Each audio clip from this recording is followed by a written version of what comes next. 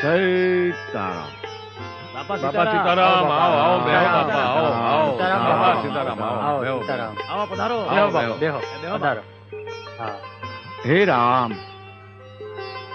બાપા તમે અમારા બગદાણા ગામમાં આવ્યા, અમારા ગામના ભાગ ઉગડી ગયા, હા બાપા. અમે બધા ધન્ય થઈ ગયા. બેઠા સાધુ લો કી ખૂટી, ચલતા સાધુ રાગ કી મુઠ્ઠી. હા. બાપા સીતારામ. સીતારામ મોટા ભાઈ, સીતારામ. સીતારામ મોટા ભાઈ, બેહો. આવો બેહો. બાપા આ છે હરજીવન ભટ્ટ. રામ રામ બાપા. આખું ગામ એને મોટા ભાઈ તરીકે ઓળખે. હા હા પછી બાપા. મારા મોટા ભાઈ. બાપા તમે હવે આજથી ખાવા પીવાની ચિંતા કરતા નહીં. રોજ મારા ઘરેથી 2 ટન ખાવાનું આવી જાય અને નરભેરામની રેકડીએથી ચાની વ્યવસ્થા બી થઈ જાય. બગડ નદીના કાંઠે તમારા હાટુ એક ઝૂંપડી બનાવી દેવું. તમે એમાં રહ્યો, મોજ કરો અને અમને હંધાઈને મોજ કરાવો. હા ભલા બાપા. રહું તો ખરો, પણ એક શરતે. કઈ બાપા? મઢુલીને હું તમને દર મહિને 1 રૂપિયો ભાડું દઉં તો રહું, નકર ન રહું.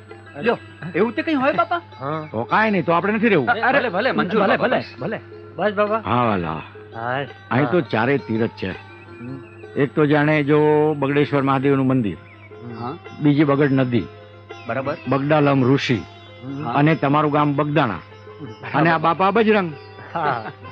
5 થાય ભેગા એટલે પરમેશ્વર થાય વાલા. હા, એ હાચું. રહીએ આપણે ધામા નાખીએ. હા. બોલો સીતારામ. સીતારામ. હા, અમારે સાધુ સંતોને બીજું શું હોય? બટકું રોટલો હોય અને હાંજ પડે રામધૂન થતી હોય અને મોજ કરવાની અને મોજ હવને કરાવવાની. હા. બાકી સીતારામની જેવી ઈચ્છા. સાચી વાત છે બાપા, હો સાચી વાત. હા બાપા. બાપા સીતારામ. સીતા